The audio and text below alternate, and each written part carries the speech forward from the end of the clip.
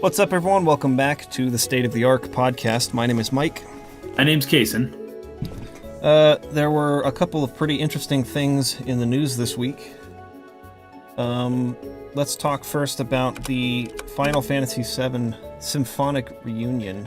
This is big news. It doesn't sound like big news, but this is really big news. In actuality, it is.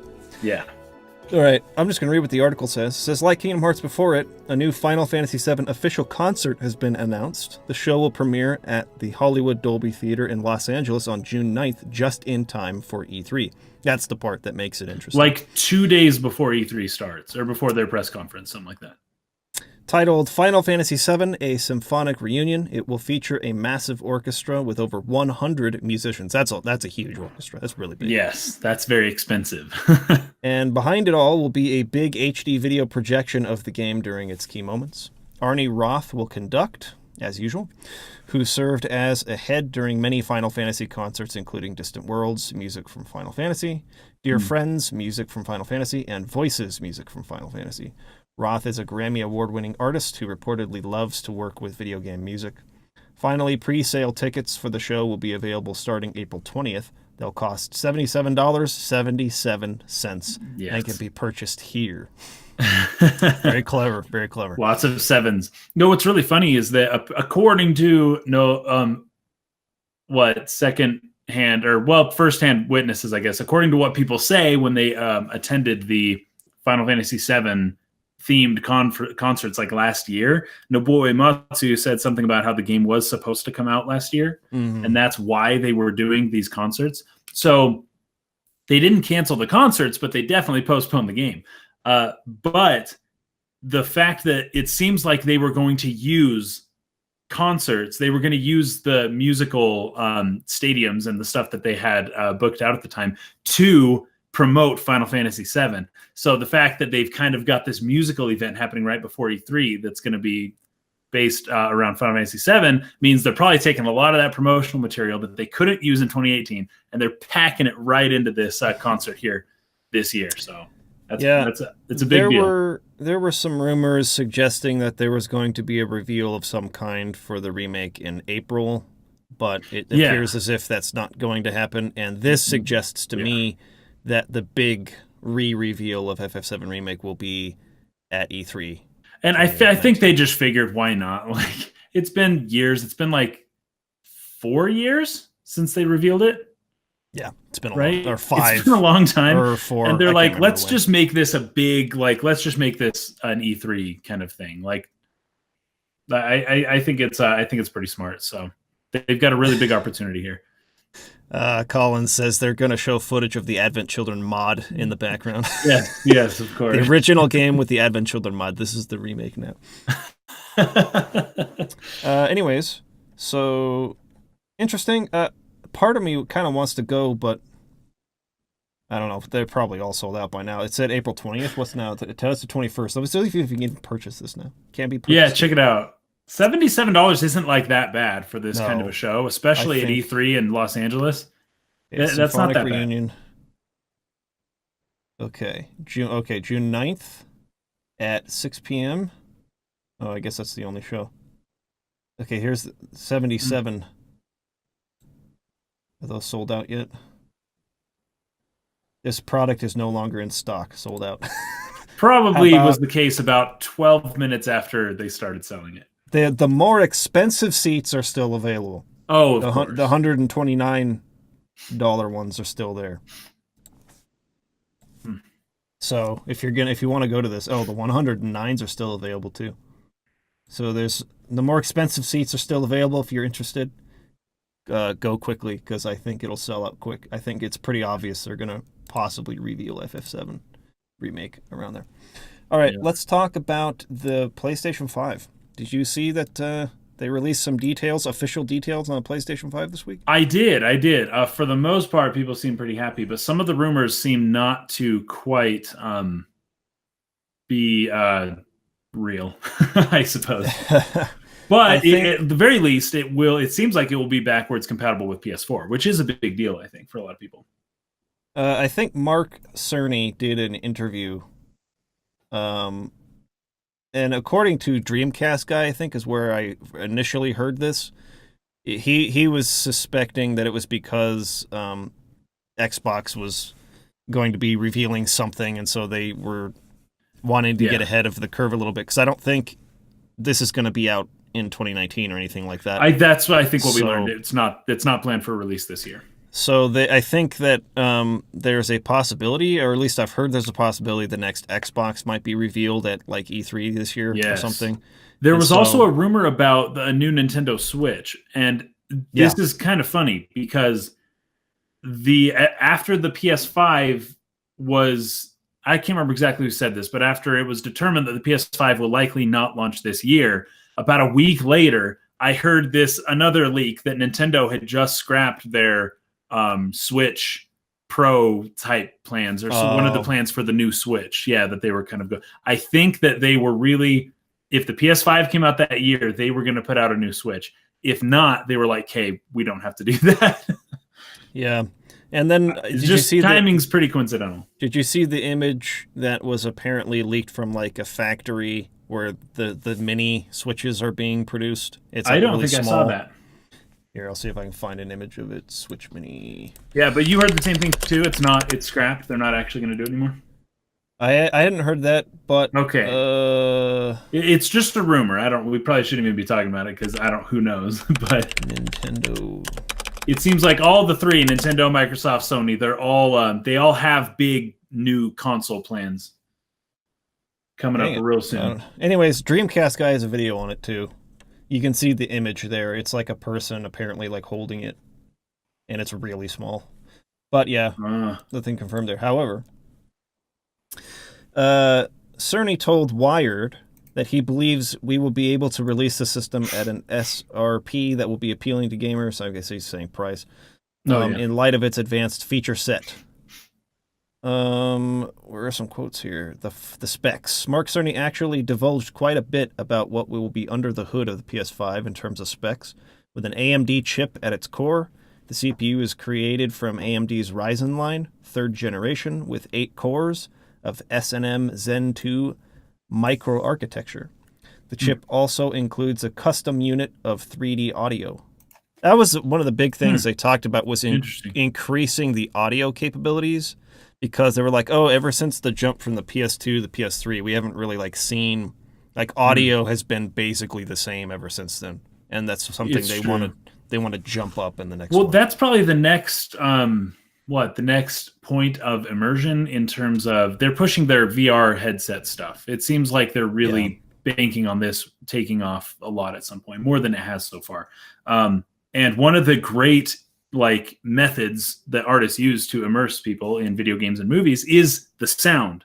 So if they can upgrade their sound capabilities, and especially having something, I know most games support something like a 5.1 surround sound, but something better, I guess, that can really immerse people more, not just the visual element, but the audio element too. I think that would be pretty sweet. Yeah, it sounds really exciting to me. Yeah, I'm a big sound guy, so. Sound in a lot of ways is deceptive because when it's really good, you don't notice it.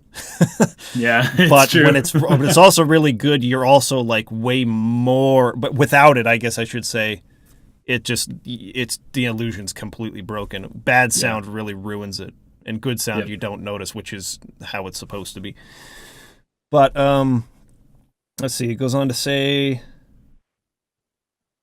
The system also won't abandon physical media, which is a big thing in light of what Xbox just announced, but we'll get into that in a minute.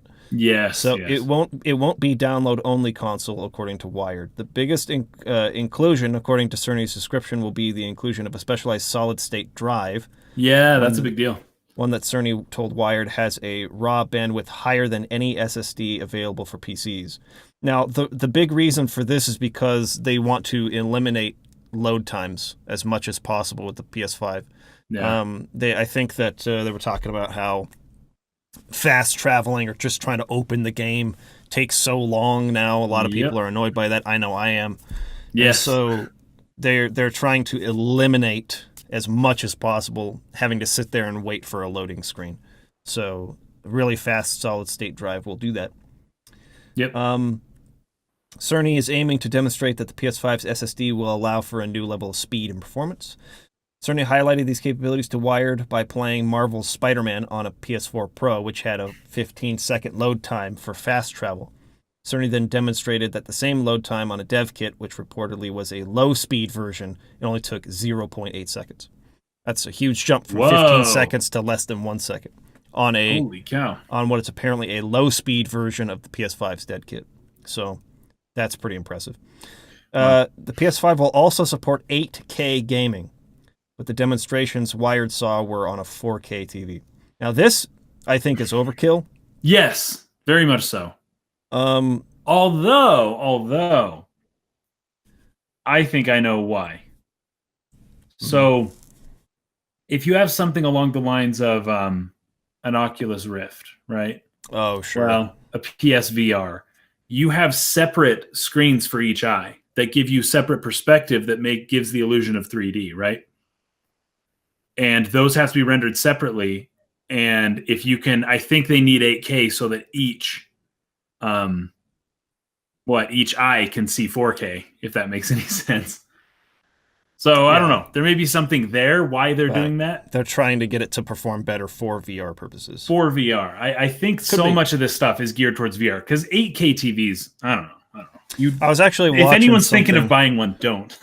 I was just watching something the other day on 8K TVs that are kind of like now higher end trade shows and stuff. They're kind of showing them off. They're starting to roll them out, and it's like I remember we had some debates with people when Landon made that video about how 4K, even 4K, it's hard to tell the difference unless you're sitting close. Unless you're close, there's an optimal distance. Yeah, right. If you're sitting more than like 8 or 10 feet back from the TV, you're actually not going to be able to tell the difference unless the screen size is up in the 70, 80 inches range, right? If you're closer than that, then you'll definitely see it.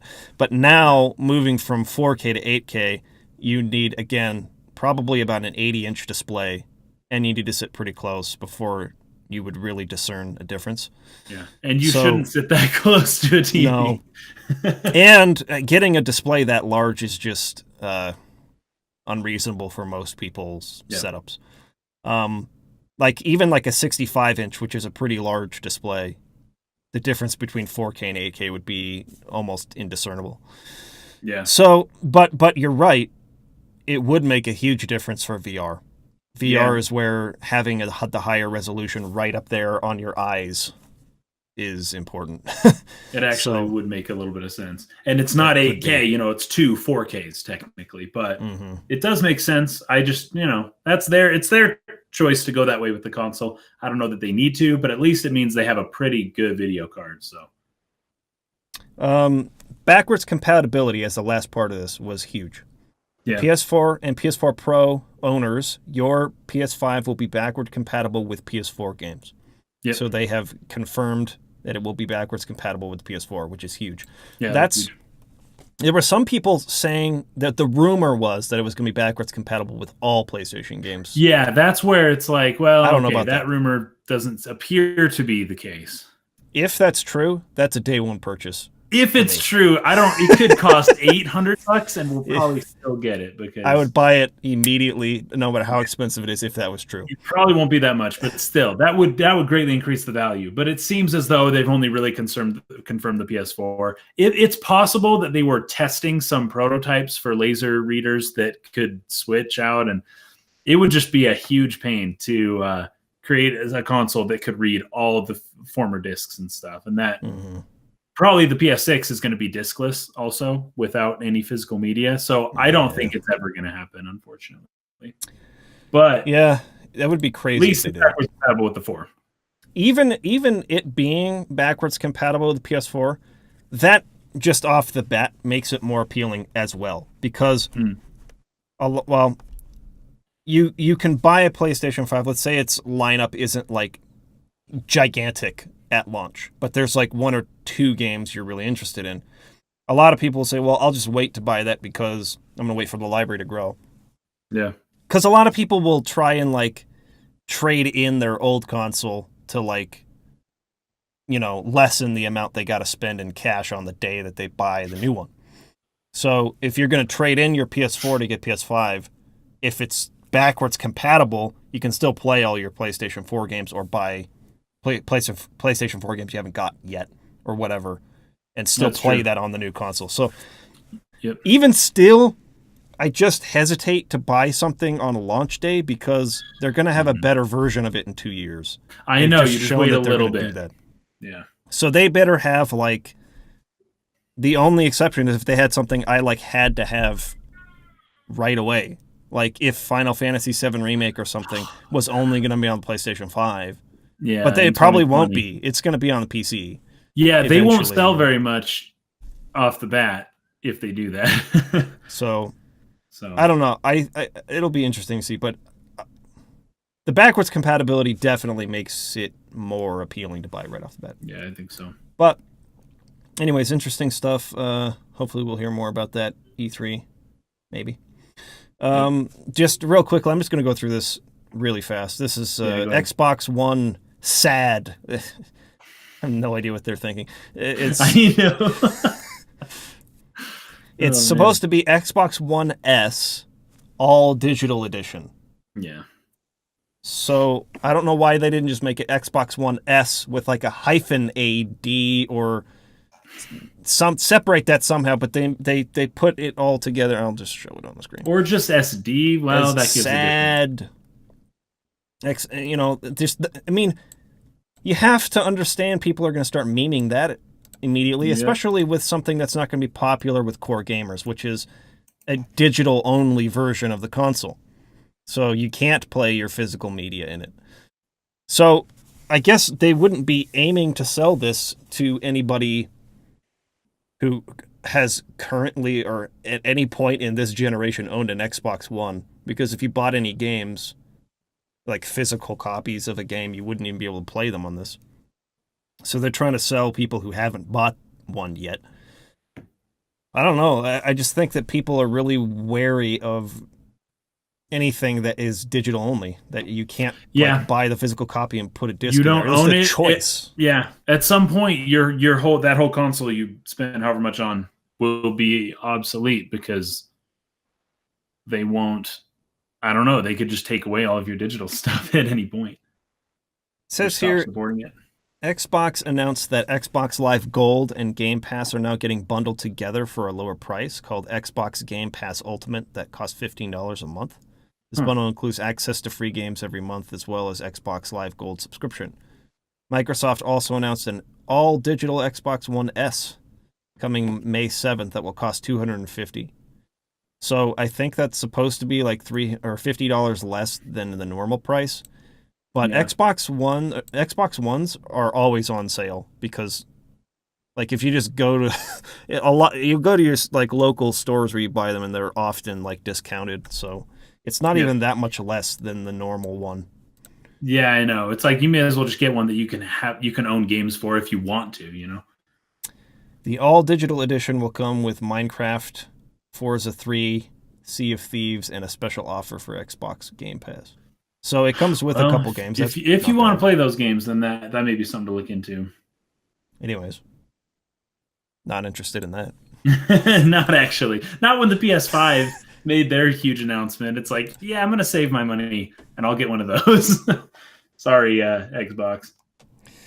Anyways, that's it for the news from this week. Really excited about the PlayStation 5, and the news for FF7 Remake is on the horizon. We can get stoked for how upset we'll be by it come June 11th or whatever.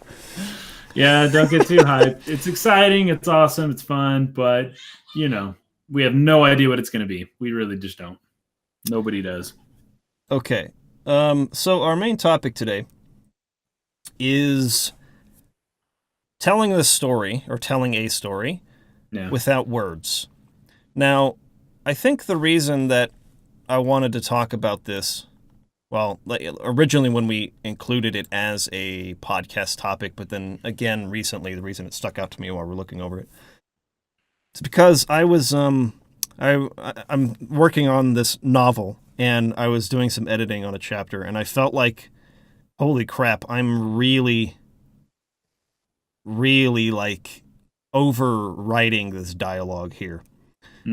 Like I was reading the dialogue, it's just like they're saying everything that they are thinking. You know, there's not Right. I'm struggling to know how to start this. What I'm trying to say is that communication, you've probably heard this, it's not exactly true in the strictest sense. Like every situation's different when we're communicating, but there have been studies that say that communication is like between 60 and 90% nonverbal. It's in our tone of voice, in our body language, in our facial expression, in context. There's all kinds of things that apply meaning to what we say beyond just the base language that we use, just the words. Yeah. And I think that, like, as writers, sometimes we tend to want to show how clever we are. Yeah. We try to think of the... Go ahead. Yeah. Well, you watch movies. You watch movies written by people like Aaron Sorkin, and you wish you were that witty, and you're sitting there writing. You've got days, weeks, months, years to find out some way of making something sound witty. But the way Sorkin does it is just different, and it's, I don't know, he pulls it off through using a lot more subtext than you realize, I guess. Yeah, and anyways, there's a tendency, I think, sometimes, because especially in the form, if you're writing, I don't know, anything that's not paired with a visual, so you're doing a short story or a novel or something like that, there's this tendency there's this context I want to give, but I don't have an actor or something who can, like, express it non-verbally. True. So you tend to start relying too much on words. And so what I try to do when I see myself doing this is I try to go and watch stories or play through games that don't have any words in them at all. Like this week I played through Journey again. Yes. Hyper Light Drifter. Hyperlight Drifter we talked about, yeah. There's just a lot of examples. And Pixar, I love Pixar's little short that they put in front of their major feature films. Mm-hmm. Those are great examples of telling stories, and they almost never have any dialogue. Almost never, yeah. Also, the movie WALL-E comes to mind. Yeah. I know that the whole film isn't completely, I mean, there is talking, especially in the second half. But WALL-E is my big example for how to tell a story without words. It's an interesting exercise to try and step back and say, what ideas and emotions and what can I express clearly without using words? I guess let's just start here. Yeah. I want to kind of show this off because this is an example, a really good example, I feel, of somebody who is trying too hard as a writer to be clever, but it doesn't feel natural. This is a scene from Smallville. Let me just play it for a second. I'll pause it once in a while. Hey, it's pretty wonderful. What's the latest headline? Busy writing story. Looks like someone woke up on the right side of the bed this morning. Okay, so right there at the beginning, I can believe it when she's like, oh, it looks like someone woke up on the right side of the bed this morning. She's a smart girl. She's clever. She's witty, you know. And so she's like, oh, she's being sarcastic when she says that, right? That's fine. At least I woke up in my own bed. At least I woke up in my own bed. She's been thinking about this. She's seething. She's upset at her for having a relationship or an affair. I can believe that too. She's probably been practicing in her mind, like what she's going to say. You know what I mean? Her comeback. But watch, this will last for a little bit, naturally, but soon. Just watch all the puns and like the metaphors they use. It's just crazy. What's that supposed to mean? I told you I was working on a story. A story about a reporter and her editor getting an exclusive between the sheets? Getting an exclusive between the sheets? Like, it's just so practiced, I feel. Someone thought about that line when they wrote it. It's not something that comes off the top of your head, especially when you're in an emotional Chloe, state. I know right? you're impulsive, Lo, but come on. It wasn't an impulse. It's not like I did a double gainer blindly off a cliff. Maybe not. But Oh my gosh, that line right there. So, I know you're impulsive, but come on. She's like, I'm not. It wasn't impulsive. It's not like I did a double gainer off a cliff. Who pulls that out just off the? You're in an emotional situation. The person's upset at you. You're trying to like talk to them, and you're gonna pull puns / like metaphors like that off the top of your. I don't think so, right? don't be surprised if you pancake faster than you think. I mean, of all Don't be surprised if you pancake faster than you think. Is the reply. the people in the world, you had to end up with your editor. Okay, so I strayed into the minefield of misguided romance again. Okay, so I strayed into the minefield of bad romance or whatever she said there. Like, again, it's just It had absurd. nothing to do with me getting the job or getting ahead. Hold on, one more. I think. You don't believe me, do you? I do believe you. The problem is, will anyone else, Lois? Gossip spreads faster than a bad rash, and sooner or later, people are... Gossip spreads faster than a bad rash.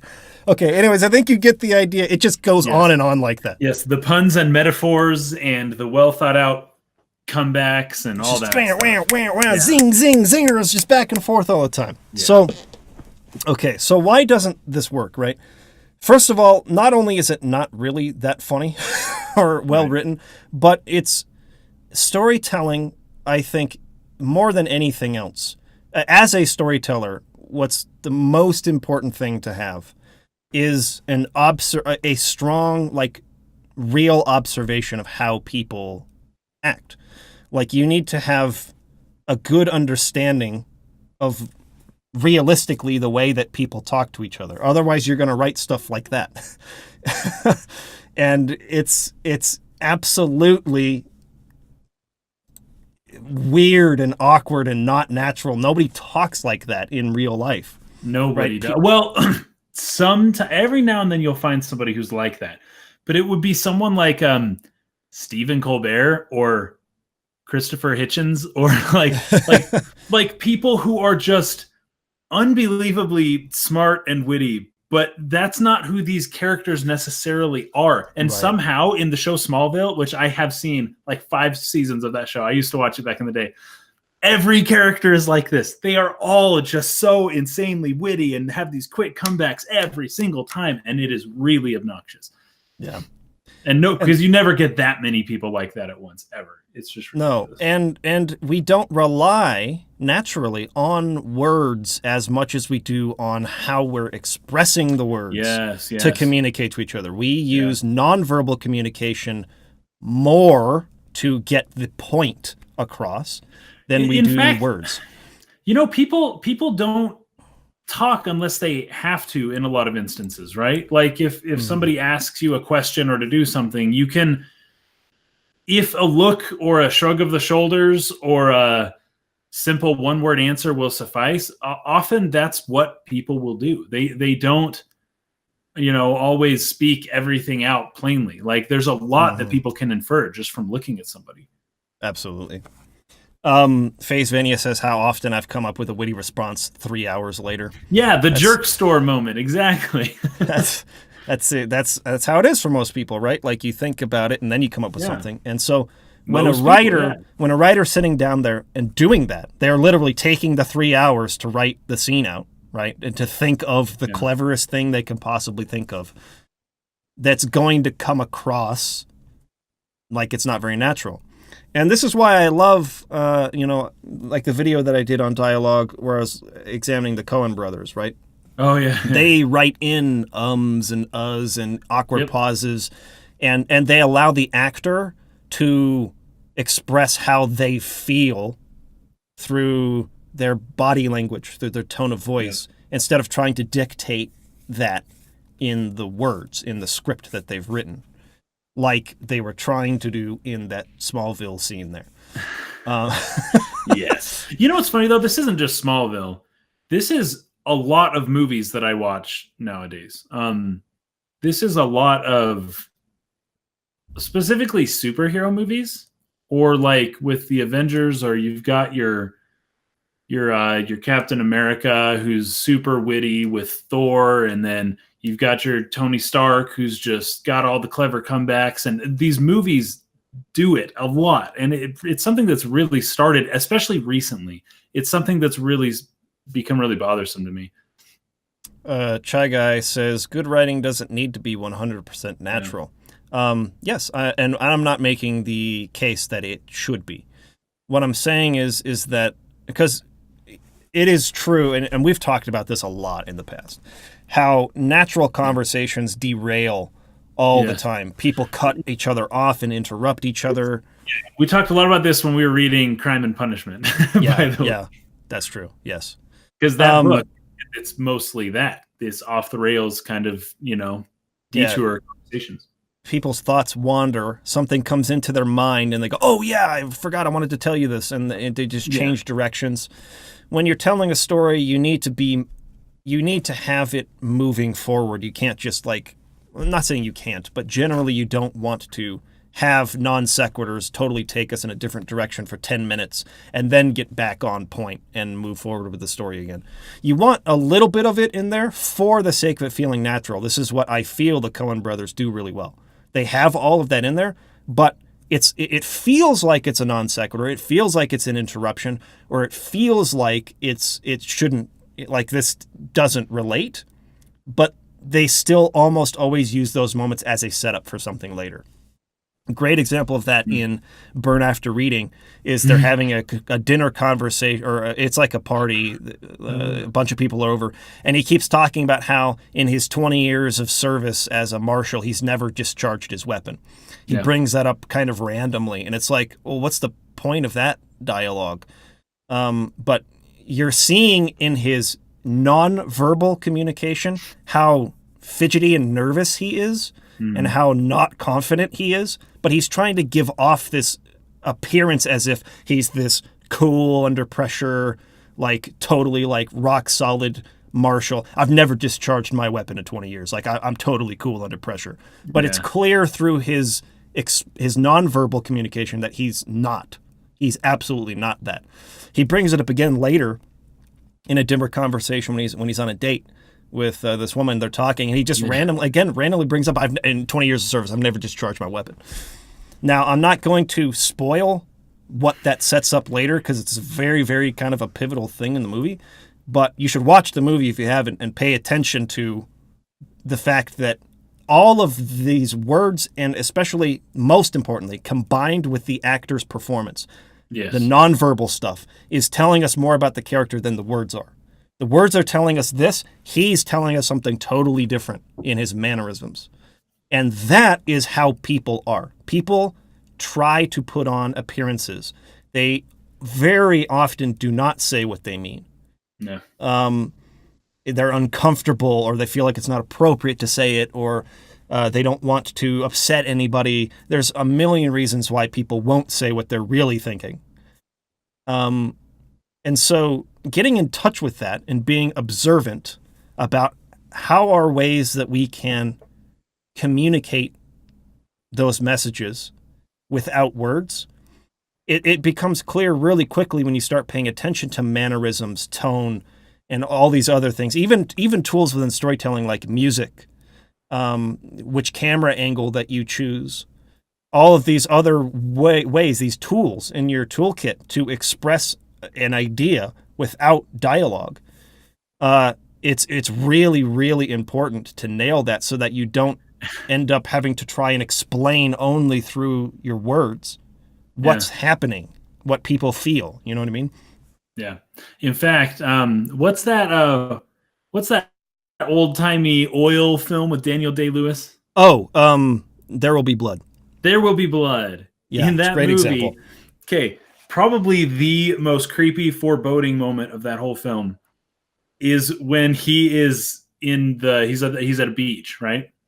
And he's in the water. Mm-hmm. And he's just kind of bobbing up and raising up and down in the water. But he's staring, and the camera kind of does a slow push on him, and he's staring at a person. Mm-hmm. And we have no idea necessarily what he's going to do or what he's truly capable of. but it is extremely unsettling. And he doesn't have to say a word. In fact, that whole movie is a very good example of using camera work and subtext to understand exactly what these characters are actually thinking. Yeah. And no, very well done. So I was talking about, I played Journey this week. Oh, yeah. Because I remember, because it had been a while. I don't think I had played it in about 5 years or something. And I just remembered feeling like the game had this really strong story, but it's like, but obviously you need language to communicate like really complex concepts, right? Like when you're getting into deep philosophical stuff. And language is definitely very, very helpful. But again, the expression of the idea, the way a person feels about the idea is almost entirely presented with nonverbal mannerisms, tone, all these other things. I guess tone could be considered verbal. I don't know if it's necessarily, but you get what I mean. Without words, without the actual base language. Sure. Like No Country for Old Men, when he's at the gas station and they're having this conversation, but what you're actually feeling underneath the conversation is very different from the actual conversation they're having. Right. And so there's a limit to what you can do with a plot when you've chosen to say, I'm going to have no dialogue at all. I'm going to have no words whatsoever. Yeah. You have to rely on visual storytelling. But it was amazing to me, despite the fact that you can't necessarily do an extremely complex. I don't want to say you can't. Maybe there are ways you could do it. But at least in this case, they didn't. But it's strongly metaphorical, I guess. There's a lot. It's very interpretive. There's a lot that you could take from it. And it was amazing to me. There's one scene in particular. And one of the cool things about Journey is that it has this very unobtrusive online feature where you can another player will show up into the game and you can interact with each other, but it's done in a way to where you almost don't notice it. Like all of a sudden a person will be there and then they might leave and they're gone for a while and then a new player might show up. And so there's this really cool scene where there are these murals along the way that you sort of unlock that give you like pictures and sort of like an idea of what's going on in this world. And there's a point where they pull the camera out and they move it around the room in like this kind of circular space where the mural is along the wall, and it shows your journey up to that point, basically where you started. And each time that another player came into your game during that section, it'll have two of the red cloaked people. And then for a while I was alone again, and then it shows me being alone. And it is so hard to explain the feeling or the idea that is expressed there with music, with the camera, because even the characters don't emote with their faces at all. But you feel the sense of awe the character's feeling by just how it's animating as it's looking around at these things, and you feel the power of that music and the realization that these murals are accounting for your own journey up to this point, which you didn't realize before.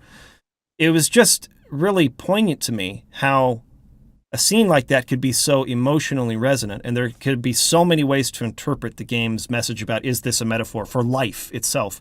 You know, you go through life and people come into it for I think as the saying goes, a season, a reason, or for a lifetime. You know, some people are there for a little bit and then they're not anymore. Some people will stay with you your entire life. Some people will end the journey with you. Sometimes, or it could just be a metaphor for any individual endeavor you go throughout your life. You start and you come across, obstacles that get in the way and dangerous things, and it seems like there's no hope, but there's all kinds of things you can pull from it. And not a single word was uttered in the whole freaking game. And all of that meaning, all of that individual sort of like, all of those concepts and ideas can still be pulled from it. Yeah. And I feel like in a lot of ways it's more powerful when you do it that way. Essentially less is more with dialogue is the way that I tend to feel. That the more you have, the less you're relying on the more intuitive form of communication for us, which is emotion, expression in the face, tone of voice, body language. We look at that and we pull more from that than we do from people's words. You know what's funny? There's probably a pretty good reason for that. Yeah. Humans haven't been capable of language until something, I don't know, people guess somewhere around, what was it? Actually, 40, I don't know the number. I thought it was around 50,000. Yeah, 50, I think it's 50. Years I ago. think it's 50,000 years because I did a video on. Wasn't until more recent. But. I did a video on music that I did, right? And there's research suggesting that music predates language.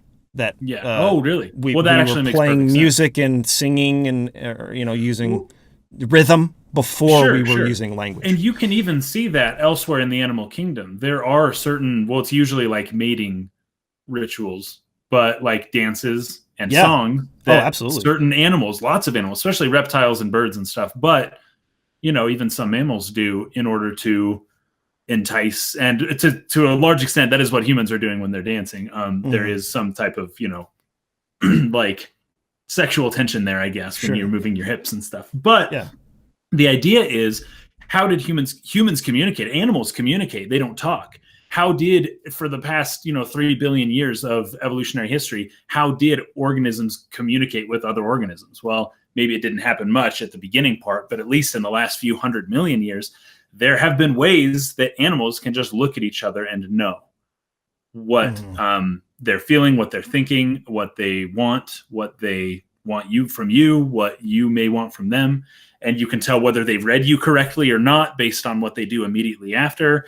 And so there's all sorts of, and especially as humans began evolving, there was like Steven Pinker, a big language psychologist over at Harvard. He's theorized that there was probably some type of like primitive sign language that developed before the actual verbal speech, which would be something along the lines of pointing and the stuff that we actually do, like what I'm doing with my hands right now. What am I doing? I don't know. But this is just what you do when you talk. And it's probably some carryover from a very long time ago.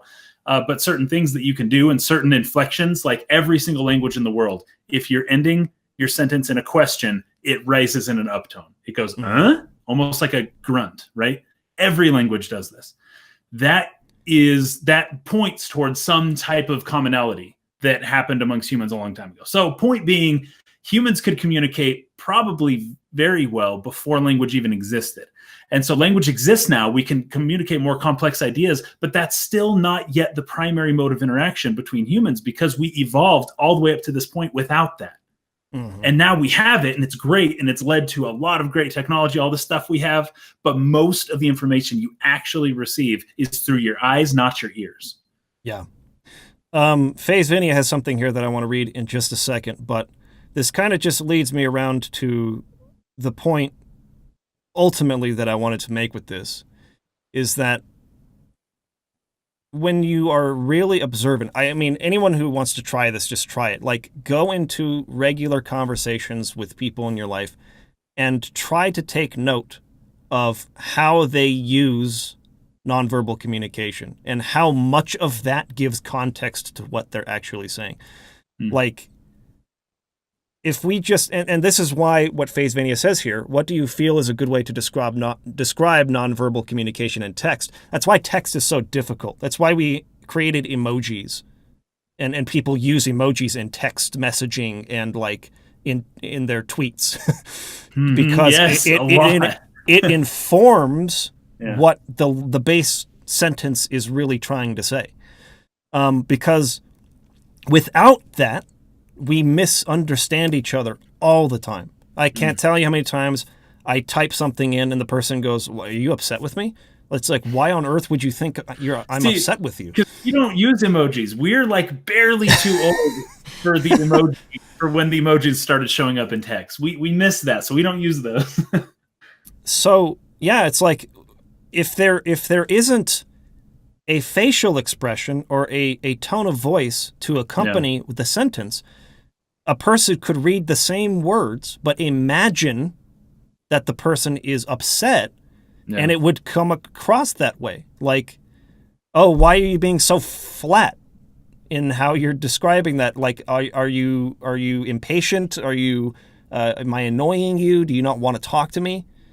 But really, it's like I meant to say that as a joke, and it was supposed to be funny. So much of what we intend to say is not actually carried by the words we're using, but by everything else that goes around it, our performative art, so to speak. And this is why, again, okay, getting back to FaZe Vania's question here. So how do you do that in a non-visual medium if you're writing a novel, right? How do you express that? You have to describe the facial expression and tone of voice with words. Unfortunately, it's basically your only choice. But instead of having the character, I don't know, say, "I'm so freaking mad right now. F you, get away from me," right? You could have the character say, "All right, fine," but describe like the seething sort of like mumbling way of describing how it was said, right? Which is subtext now. The person's words were, "I'm fine, everything's okay," but really they meant this. And so in order to be able to do that effectively, it requires a storyteller to be very observant about everything outside of words and how we communicate with each other, in seeing the common ways that people, when they're feeling this way, how they... there's so much about that's context. Let's say that the context is two friends that are upset with each other, that they're going to communicate very differently with very blunt words. It's true, than a boss and an employee. You can have the same emotions, but that conversation's not going to be the same between boss and employee as it will between two lifelong friends or something, or two family members.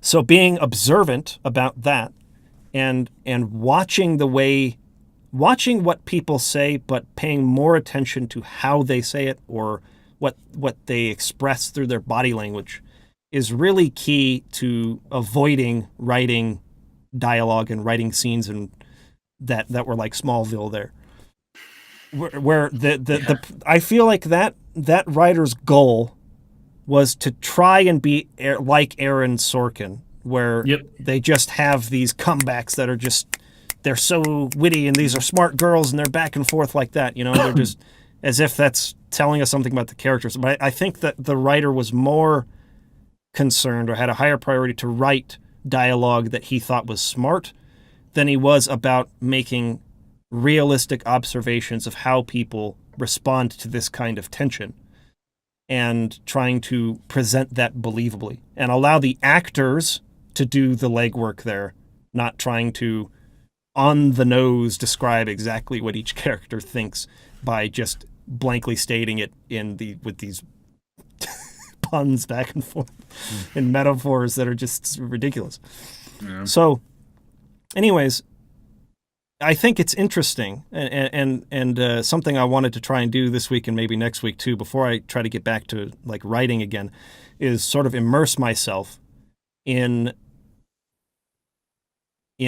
games or films that so effectively communicate a story. I love the short film before. I don't remember which Pixar movie it comes before. Yeah. But it's the old man playing chess with himself. Yes, that was before Toy Story 2, I believe. Yeah, okay, Toy Story 2. Yeah, I believe that was it. It's so clever. No, that guy shows up in Toy Story 2. Maybe that was from A Bug's Life. Or something like that. Something like that. Anyways, keep going.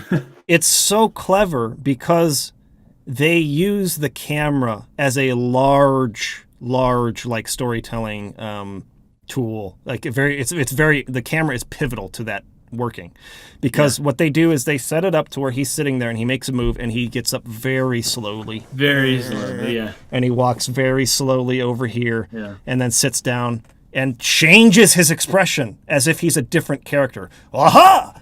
Bang! Yeah, and he's surprised. Whoa! Yeah, and there's one side that's very upward and happy, and the expression is like ooh, like excited, and the other one is sullen and almost like a sneering, like I'm going to get you type of an expression. Yeah. And they show that very clearly in the two separate places, but then they start cutting with their it's not over the shoulder, but they're reverses.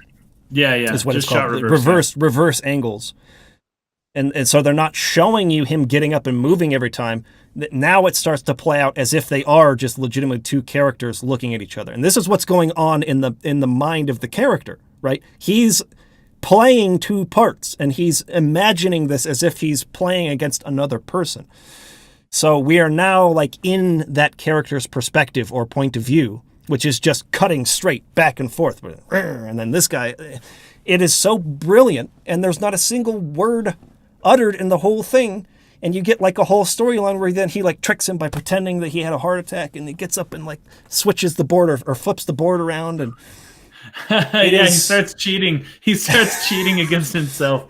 It's so funny. It's so clever, and it needs not one word of spoken dialogue to work. And it tells you about the nature of an old man who's feeling lonely, but who is clever and funny, and at one time you can imagine what he must have been like in his youth. Who knows what's happened to him to put him in a situation where he's playing chess with himself at a park. But there's just so much you can learn from it, and it's all done through nonverbal communication. One that I saw most recently was, I forget the name of it, but it came before Incredibles 2. Did you see that one? I did see that one. So it's an old woman. Yes, and the her Asian family, right? And she makes a pot sticker that comes to life, and she sort of raises it as her own. And the whole thing serves as a metaphor for her trying to replace the emptiness. I mean, this was a really profound one. Yeah, I thought it was very meaningful. Really, she's trying to replace the emptiness she feels because she's had a falling out with her son. And so the little pot sticker, or it's not a pot sticker, it's a dumpling. That's essentially dumpling. Yeah, this little dumpling grows up and has essentially the exact same experience, where it, in her imagination, the dumpling becomes estranged in the same way as her son did. And she tries to be overbearing and overprotective and control it, and its response is to reject her, and she feels the same emptiness of rejection, but it was all just this playing out in her mind, just this need to be nurturing and to have something to give her love to and grow, and anyways, the son in the end comes back and they're reconciled and stuff. But man, what a brilliant and beautiful little short story that was, in my opinion, miles better than the actual movie I went to see. Actually, I agree with that. A lot of times that's the case, though. Those short stories are just really, really well done. And even Disney Animation has started, I think, putting those before their they're just Disney films. Like, I think before Moana. Is it before Moana, or is it the other one? There's the on the beach, and it's like running out to like catch a shell. And it's like the tiny. little bird. Yeah, and expects its mother to feed it, but the mom's like, "You got to do this yourself now. Got to learn it on your own." Is that? I think that was Moana. Maybe it was a Pixar one though. I can't remember. It's a great short. Although I know. No, it's very well done, and the visuals are just perfect. But absolutely, telling a story like so perfectly. I often enjoy those shorts more than the movies themselves. You have in both of those examples, you have like an entire character arc. Yes. You have a character who starts the initial conflict, and then exactly an entire arc, like our logo up there. Yes, exposition, rising action, climax, falling action. You have a whole arc for this character in this little short with no words at all, and that's just shows you the power of like the communicative power, the amount that you can say without language, and I think it's very easy as writers to fall into this idea that I have to use the words to, usually writers, they like language. I in particular, I love language. I think language is beautiful, and I love to read like older language that was like the vocabulary was a lot larger, and there's all these different ways to express ideas by not using kind of just the same words and repetition, but there's this word for it that's a little bit different in context. It's a little stronger, and also if you use this, it means something just slightly different, right? There's almost like a gradient of that core concept that you can describe by using a different word, right? So there's definitely a lot of merit to using language in poetic ways, in artistic ways, to communicate something, but it's still very true that we can get caught up in that and not realize that the primary method by which we communicate is not really with language.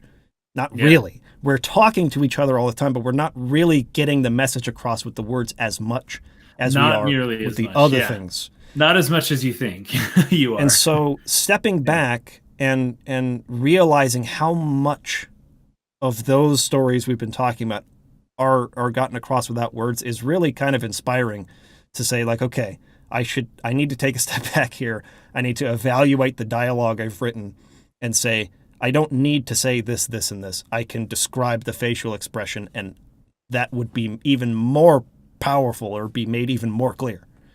And of course, if you're doing it in a visual medium like a video game or a movie, just have the actor, like Casey was saying, bobbing up and down in the ocean and just staring with that expression. I don't think he blinks that whole time. You That's another know thing. what he's gonna do. What's the word? Like the not the beat, like the frequency of how often somebody blinks. That in of itself tells you something about what they're trying to tell you. People feel a little weird when somebody stares at them without blinking for a long time, right? Even if they're in a conversation and the person's looking, and blah blah blah blah blah, and no blinking, and it's like makes you feel blink. We lost you there, Kason. Hold on a second. We got most of what you said. It cut out when he was talking about not blinking.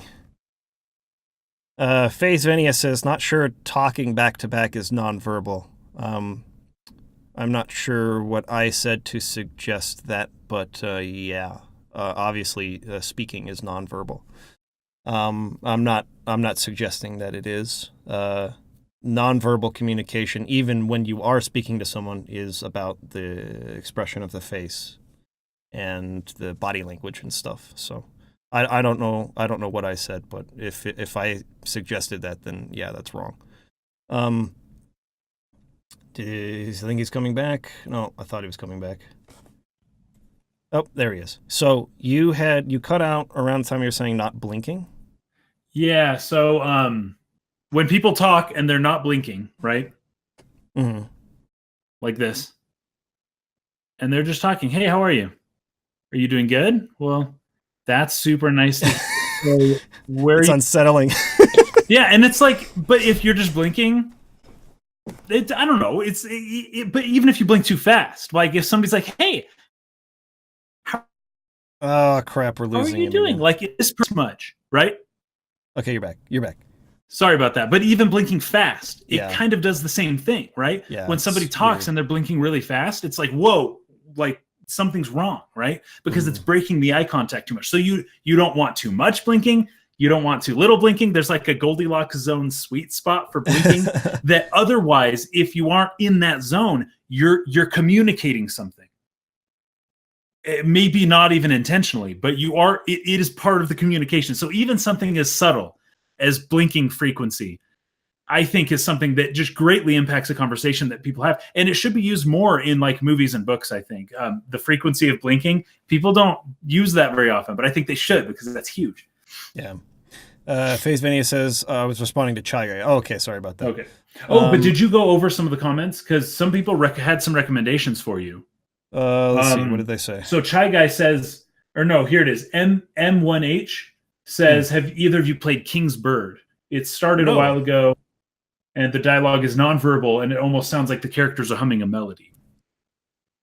Interesting. So King's Bird is something you might want to look into. And then Faith Vineyard talks about Mr. Bean, which didn't touch on comedy because Charlie Chaplin, Buster Keaton. I mean, they're silent comedy. Buster Keaton's a great example. Yes, it's an art form, and they got really good at it. But comedy I think is just a little bit different than where we were taking this conversation. Comedy can clearly be done without words, but it's a little harder to tell a story without words. So. I'm looking at the King's Bird here on Steam. Yeah. It reminds me of Gris a little bit, if you guys have heard of Gris. Same like 2.5D sort of style, like platformer. Oh, it looks beautiful. It also reminds me of that Ubisoft, that Princess of Light, I think they called it. Yeah. Oh, what is it called? Child of Light. Yeah. Child of Light. Yeah, yeah. Mm-hmm. Reminds me of that a little bit too. Very interesting. I'll have to look into that. This would be cool. Thank you for the suggestion, Em. That's awesome. Yeah. Okay. So anyways, Kaysen's got some stuff he needs to run to. So it's Easter. Happy Easter, everybody. I got family stuff to do.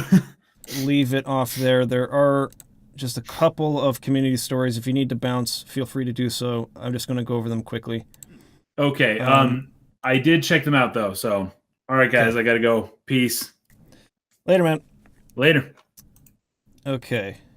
Community stories. This one comes from Juan Soto. JRPGs are often criticized by Western fans for having too many words, scenes where every character has to say something, long explanations, tell versus show, etc. Is this because the writing is not the priority with JRPGs, or because of a cultural difference between English-speaking countries and Japan? You know what? This actually brings something to mind that I searched the other day as a joke. Hayao Miyazaki anime, it was a mistake. Right? People mistakenly quote him for saying anime was a mistake. He didn't really say that. But what he did say goes along the lines of what I've been talking about here. I think that JRPGs and anime suffer from the same problems when it comes to the way that they're written, with what Juan Soto is describing there as being problematic to a lot of Western fans. What he said was, actually, let me just put this on screen and kind of zoom in on it. It's not working. Anyways, this part. You see, whether you can draw like this or not, being able to think up this kind of design, it depends on whether or not you can say to yourself, oh yeah, girls like this exist in real life. If you don't spend time watching real people, you can't do this, because you've never seen it. Some people spend their lives interested only in themselves. Almost all Japanese animation is produced with hardly any basis taken from observing real people, you know? It's produced by humans who can't stand looking at other humans, and that's why the industry is full of otaku. This is apparently where he's sourcing this from. So if anybody wants to, this is, I think, what it's being translated from. But to me, that is the major problem. As I was thinking about this topic this week, dialogue that comes across as feeling weird or awkward or unrealistic, I think a lot of times you can point to the fact that the writer is relying on the words rather than on genuine, real observation of how people communicate. And when you really observe how people communicate, again, I think that so much of it is in the subtext. It's in the way the person furrows their brow when they say it. It on the way that they move, or the lack of movement, or how loud or quiet, or how passionately or reservedly they say it. Tone, inflection, body language, facial expression, movement. All of those things, to me, are more important than the words being said. Those things communicate the way a person feels, whereas often we'll say words that are in conflict with that. And I think that a lot of anime, well, at least according to Hayao Miyazaki, lacks that sense of like genuine observation of people. It does. These people who are writing these stories do not really get how people in the real world interact with each other.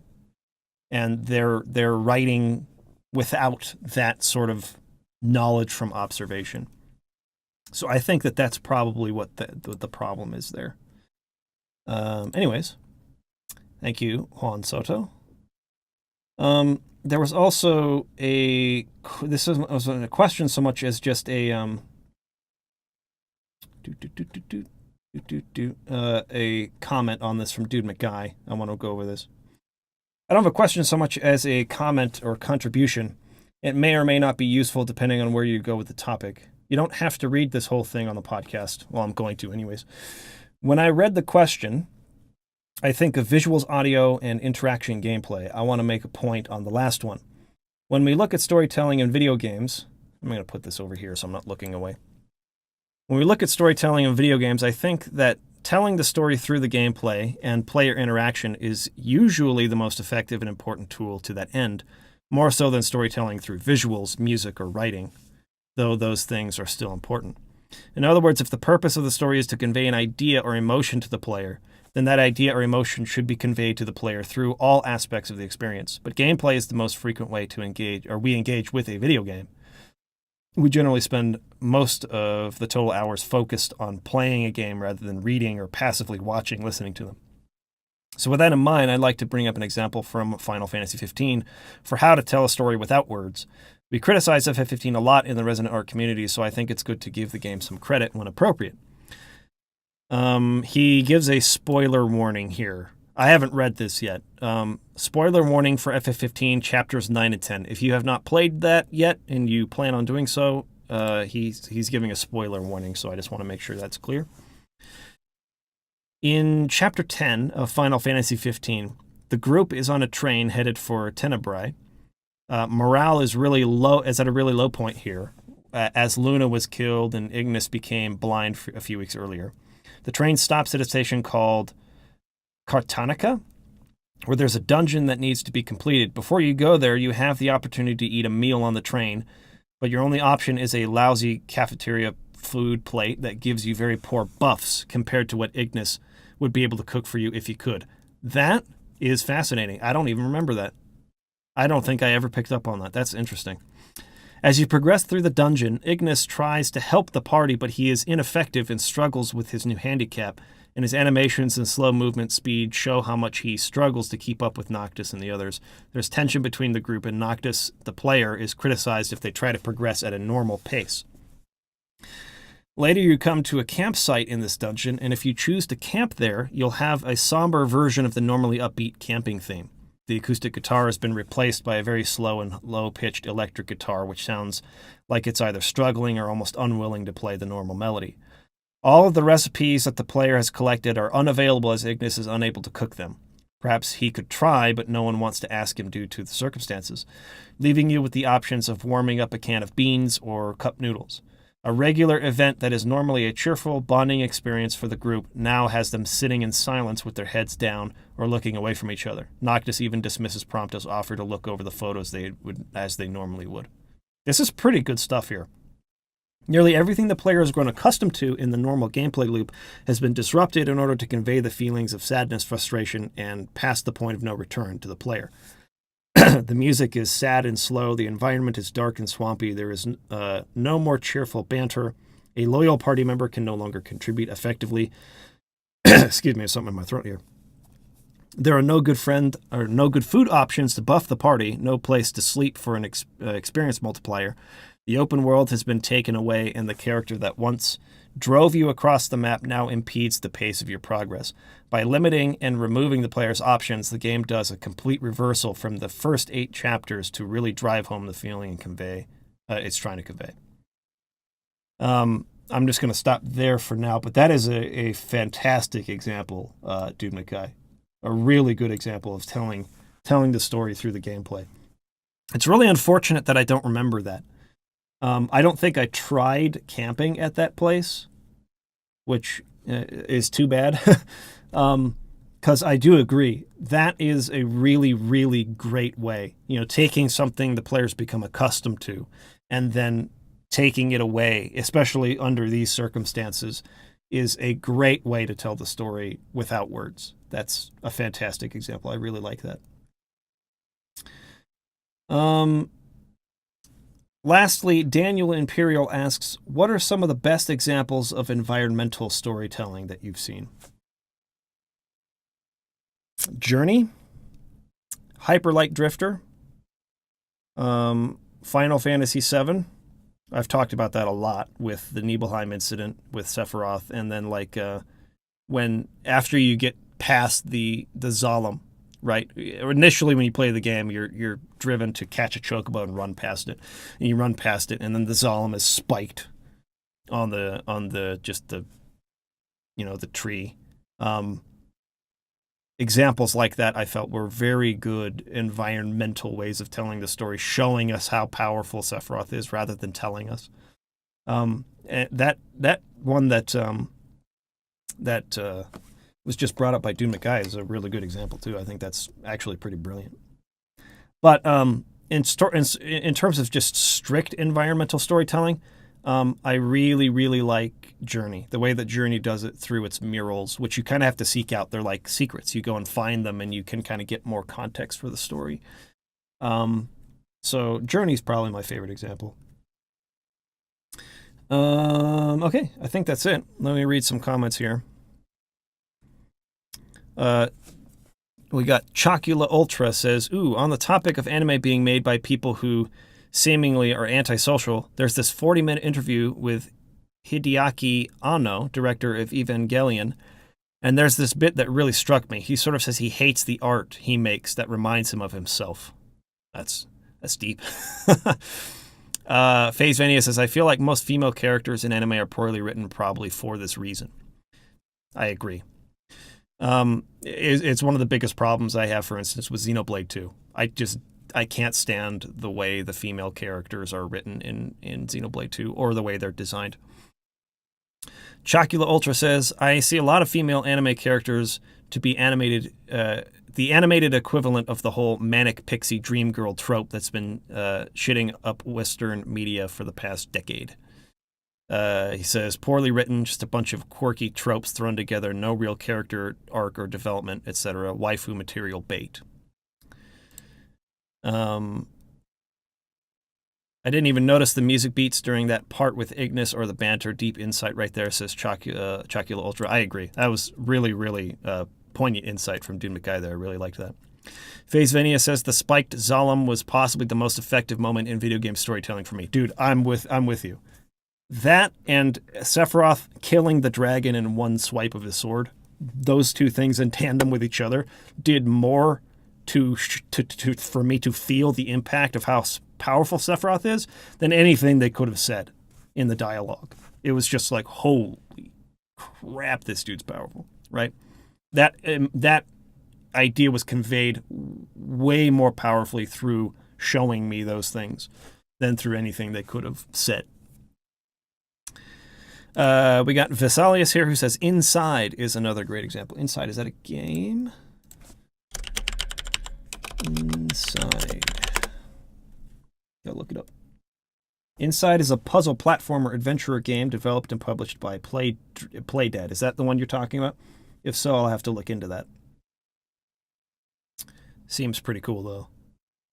M says, I had another recommendation about a game with nonverbal communication that might have gotten lost in the chat. Florence. It's for mobile. It's pretty short. Let's take a look at that.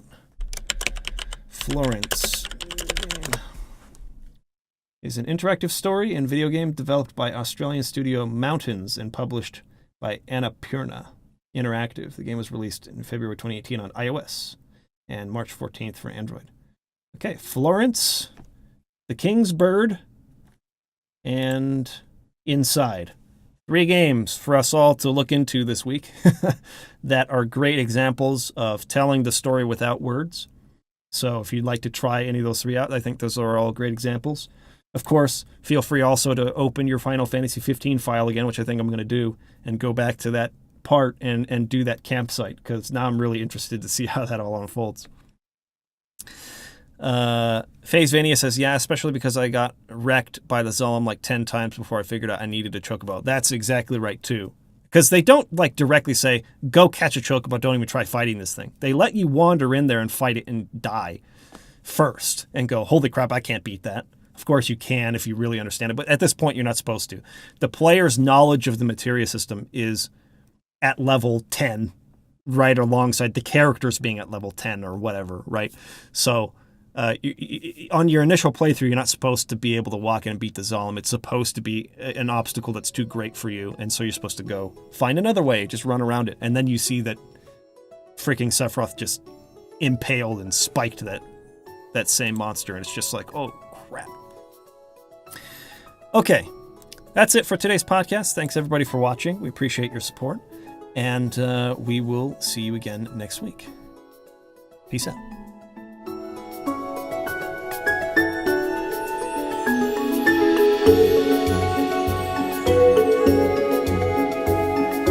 Thank you.